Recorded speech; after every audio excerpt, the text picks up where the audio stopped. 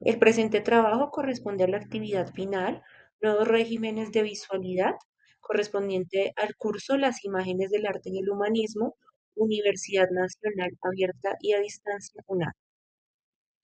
Integrantes: Sharon Daniela Carlosama Ochoa, Daniel Esteban Cuevas Galindo, Lisbeth Sotar Marín y Jason Enrique González Menjura.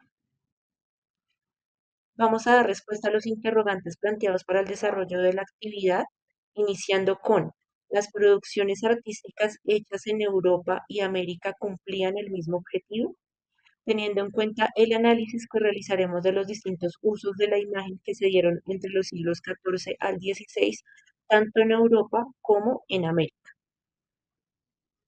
La respuesta a la pregunta inicial se determinaría como las producciones artísticas europeas y americanas no cumplían exactamente el mismo objetivo, ya que aunque compartían algunos elementos, pues vamos a analizar las principales diferencias y coincidencias en sus objetivos basándonos en las fuentes bibliográficas. Para iniciar los objetivos del arte europeo, según Charles 2007 y Elliot 2017, eran los siguientes: exaltar la belleza humana y la perfección técnica, basándonos en el antropocentrismo, y transmitir valores religiosos, cristianos y humanistas. Entre otros, respetar el poder y la autoridad, como son reyes, mecenas, iglesias, y explorar el conocimiento científico y la naturaleza. Todos estos, digamos que objetivos principales del arte europeo están basados en el contexto como tal europeo, en la evolución que tenían al momento del desarrollo de la ciencia, del conocimiento y sobre todo el establecimiento de la distribución política que se ejercía en Europa en estos siglos. Mientras que los objetivos del arte americano prehispánico, según Herrera, Wawsilowski 2019 y López Austín y López Luján y Núñez Martínez 2021 eran los siguientes: comunicar la cosmovisión y la relación con lo sagrado, legitimar el poder de líderes sacerdotes, representar la naturaleza y su vínculo con la fertilidad y asegurar el equilibrio cósmico mediante símbolos religiosos. En el arte americano prehispánico, digamos que ejercía una gran conexión en lo terrenal con lo espiritual, pero pues teniendo en cuenta, digamos que la divinidad o las divinidades, sobre todo basados en la naturaleza y en lo que habían, digamos que conservado las culturas indígenas. En síntesis, podemos definir que no cumplían el mismo objetivo, ya que el arte europeo estaba centrado en la belleza, la razón y el poder humano. El arte americano estaba centrado en la sacralidad, la conexión con la naturaleza y con la comunidad. Dentro de un parafraseo de Charles Herrera Gouchilowski y López Austin, el arte europeo expresa la razón y el individuo, el arte americano la espiritualidad y el equilibrio cósmico. Ambos contextos artísticos fueron reflejo de las visiones del mundo. El arte europeo impulsó el humanismo y la ciencia.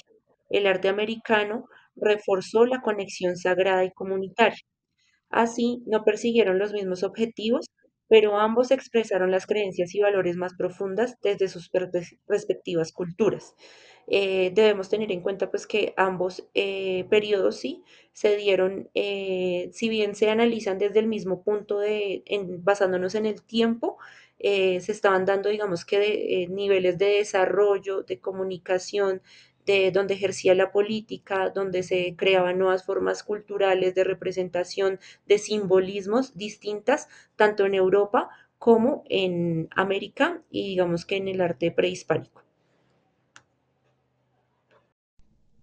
Continuamos con la siguiente pregunta: ¿quiénes podían tener acceso a ver o usar las imágenes y demás producciones artísticas en el periodo estudiado? Basado en lecturas de Charles 2007, Elliot 2017, Herrera Wasilowski 2019, entre otros. Europa Renacimiento, encargado por élites, nobles, iglesia, comerciantes ricos, arte en palacios, iglesias y espacios públicos, acceso limitado. Las clases populares solo veían arte religioso en iglesias y celebraciones, propósito mostrar poder, fe y prestigio. Durante el Renacimiento europeo y la época de los imperios en América, el acceso al arte no era algo abierto para todo el mundo. En Europa, como lo explicaba Charles en el 2007, el arte renacentista estaba muy ligado al poder económico y político. Las obras eran encargadas por la nobleza, la iglesia y comerciantes adinerados. Los cuadros, las esculturas y los frescos decoraban palacios, iglesias y edificios públicos, así que quienes tenían acceso directo a ellos eran principalmente las élites y el clero. La mayoría de la población veía el arte religioso en templos o celebraciones públicas, pero no tenían acceso cotidiano a las grandes obras privadas. América prehispánica. Arte sagrado y simbólico, usado en rituales religiosos y políticos, deidades, cosmovisión y poder. Acceso restringido. Solo sacerdotes, líderes o chamanes manipulaban imágenes y objetos. Público general presenciaba ceremonias, pero no tenía acceso directo ni al simbolismo profundo. En el caso de América prehispánica, como muestran Herrera Wasilowski en el 2019, López Austin y López Luján, el arte también tenía un carácter sagrado, simbólico y muchas veces reservado a ciertos grupos.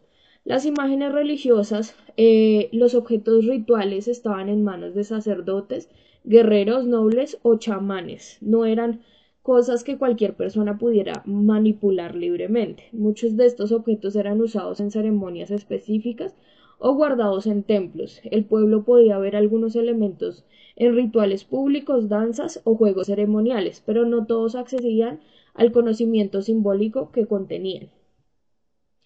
América colonial cambió con la conquista, se impone el arte cristiano, imágenes religiosas para evangelizar, control de la iglesia, acceso limitado y dirigido, pinturas de castas, artes como herramientas de clasificación social, accesible solo para las élites coloniales.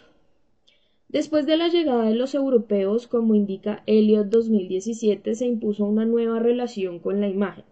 En la colonia, las imágenes religiosas cristianas comenzaron a difundirse más, pero con un fuerte control desde la iglesia.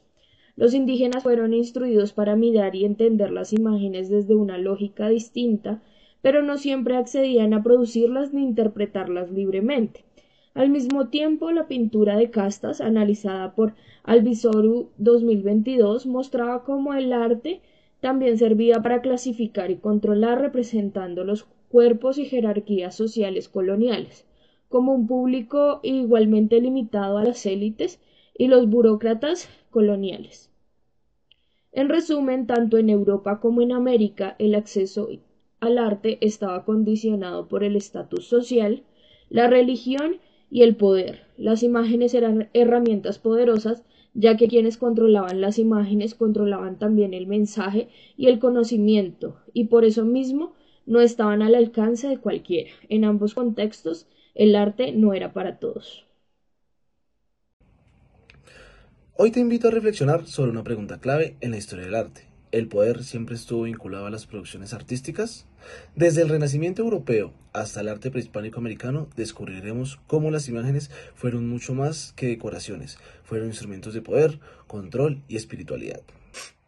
Durante el Renacimiento, el arte en Europa estuvo al servicio de la Iglesia, los reyes y los mecenas. Obras como La Última Cena de Leonardo da Vinci o los frescos del Vaticano no solo tenían un fin religioso, eran herramientas para mostrar autoridad, sabiduría y control espiritual. Los materiales costosos, las proporciones ideales y monumentalidad servirán para exaltar el poder divino y humano. En ejemplos clave es Christian de Pizan, quien en la Ciudad de las Damas defendió que las mujeres también podían ejercer autoridad. A través de figuras simbólicas como razón y justicia, construyó una ciudad imaginaria para proteger a las mujeres virtuosas, desafiando la visión patriarcal dominante. En América prehispánica, el arte también estuvo íntimamente ligado al poder, aunque con una lógica diferente. La espiritualidad y la política eran inseparables. Por ejemplo, el poporo quimbaya, hecho en oro y usado por caciques, era más que un objeto ritual, representaba jerarquía, espiritualidad y estatus social. Las máscaras funerarias olmecas de jade, utilizadas solo por los líderes espirituales, mostraban el paso al más allá como un privilegio sagrado. La estatuilla de Michoaclacán, dios mexicano del inframundo, Legitimaba el papel de los sacerdotes como intermediarios de los dioses, reafirmando el orden social en todos estos casos. El arte era individual ni meramente estético, era una forma de gobernar y transmitir cosmovisiones. Aunque no todas las obras fueron explícitamente políticas, la gran mayoría estuvieron condicionadas por el poder. Los materiales nobles indicaban exclusividad, los temas eran seleccionados por élites religiosas o políticas, el arte estaba ubicado en templos, palacios o iglesias, no en manos del pueblo, como dice la pensadora Julien Rebranche. Incluso hoy el arte puede parecer libre, pero muchas veces sigue operando dentro de estructuras de mercado y control simbólico.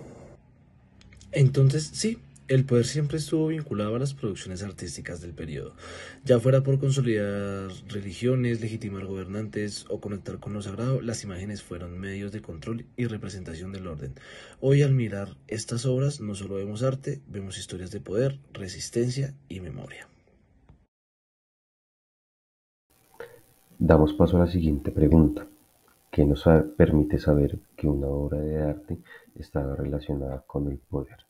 ¿Acaso será su materialidad, sus simbolismos o la temática que desarrolla? En base a lecturas de Charles 2007, Eliot 2017, Herrera Wasilowski en 2019, López Austin y López Luján en 2021, entre otros. Como primera respuesta encontramos el Renacimiento de Europa, con los siguientes puntos. Se mostraban figuras que hacían parte del poder de la época. En segundo lugar, se resaltaba la autoridad y la divinidad en ellas. En tercer lugar, se enaltecía la riqueza y la posición social en las pinturas. En cuarto lugar, el uso de símbolos religiosos en estas obras. Y en quinto lugar, los materiales utilizados.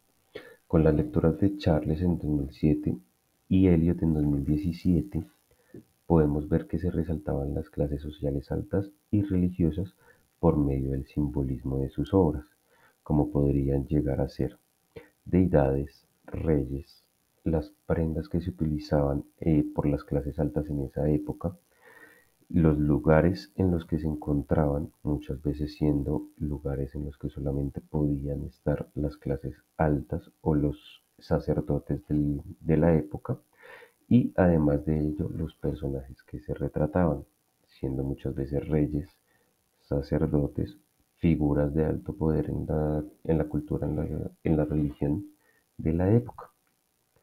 También podemos ver que los materiales que se utilizaban muchas veces eran pigmentos caros y lienzos de alto valor que pues estaban en el mercado de la época. Y la tendencia y el claro protagonismo de representaciones cristianas y familias reales que se encontraban en la Europa de ese momento.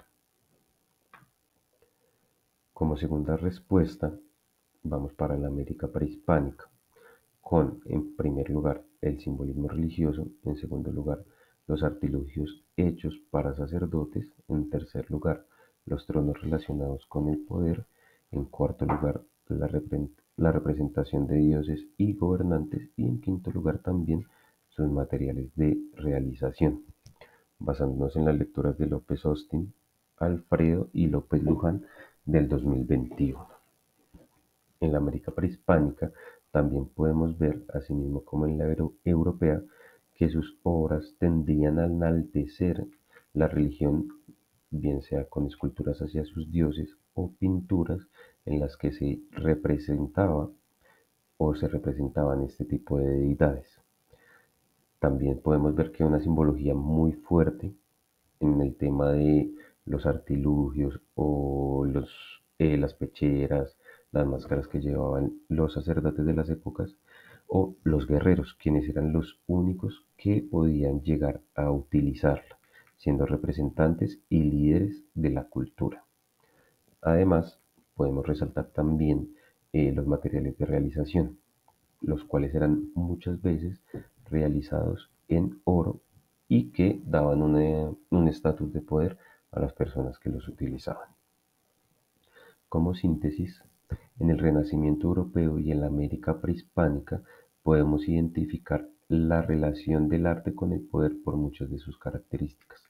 Ambas culturas lo significaban en base a los materiales de construcción de sus obras, como en lo que intentaban representar en ellas: figuras de poder, como sacerdotes, entidades religiosas o gobernantes de dichas culturas, además de estar altamente cargadas de simbolismos relacionados con el poder de su época.